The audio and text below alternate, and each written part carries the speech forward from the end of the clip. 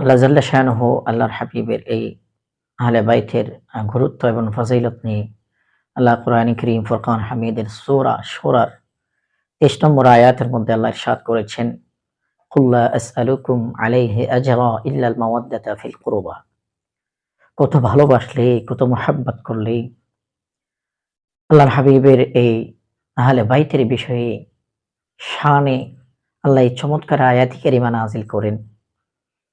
সুবহানাল্লাহি ওয়া বিহামদিহি। আল্লাহ বলছেন, নবী আপনি আপনার উম্মতদেরকে বলে দিন, গোটা মানব জাতিদেরকে বলে দিন, এলান করে দিন, কুল লা আসআলুকুম আলাইহি আজরা। নবী আপনি কত কষ্ট করেছেন ইসলামের দাওয়াতের জন্য, কোরআনে কারীমের বাণী পৌঁছে দেওয়ার জন্য, তাওহীদের এই দাওয়াতকে গোটা বিশ্বের রন্ধ্রে রন্ধ্রে পৌঁছে দেওয়ার জন্য। আল্লাহর এই কালিমা